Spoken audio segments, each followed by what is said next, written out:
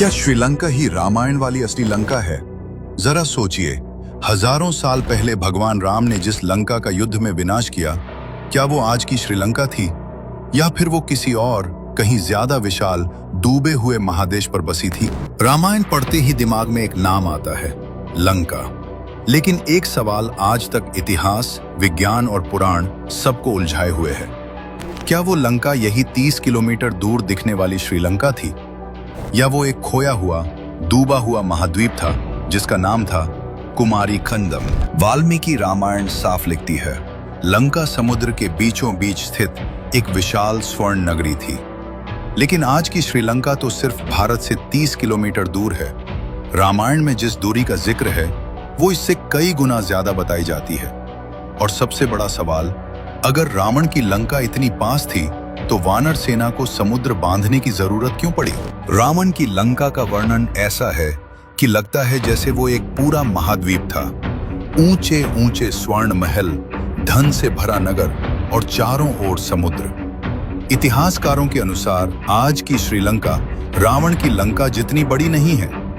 तो फिर वो असली लंका कहां गई? यहीं पर आता है कुमारी कंदम का रहस्य, जिसे प्राचीन तमिल ग्रंथों में डूबा हुआ सभ्यता महाद्वीप कहा गया है। कुछ वैज्ञानिक मानते हैं कि इंडियन ओशन के दक्षिण में एक विशाल भूभाग था जो हजारों साल पहले समुद्र में समा गया। और दिलचस्प बात, वो स्थान रामायण के वर्णन से बिल्कुल मेल खाता है। राम सेतु आज भी मौजूद है, एक ऐसा पुल जो प्राकृतिक भी नहीं है लेकिन पूरी तरह मानव निर्मित भी नहीं साबित हुआ। भारत और श्रीलंका को जोड़ता ये पुल रामायण की एकमात्र फिजिकल प्रूफ है जो इतिहास और पौराणिकता के बीच एक पुल का काम करता है। लेकिन राम सेतु सिर्फ श्रीलंका तक जाता है, तो फिर रावण की विशाल लंका का क्या? कई एक्सपर्ट्स कहते हैं आज की श्रीलंका रावण की लंका नहीं बल्कि उसका सिर्फ एक हिस्सा है, एक शेष बचा हुआ टुकड़ा।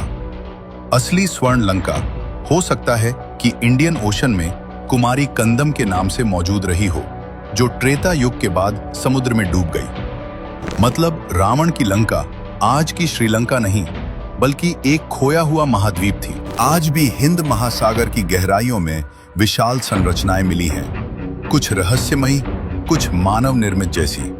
सवाल सिर्फ इतना है, वो रावण की असली लंका है या कुछ और भी बड़ा राज छुपा है समुद्र के नीचे? सच्चाई क्या है, ये जानने के लिए शायद हमें सिर्फ इतिहास नहीं बल्कि पूरा महासागर खंगालना होगा। और ऐसी ही महाकाव्य कहानियों के लिए लाइक, शेयर और सब्सक्राइब जरूर करें।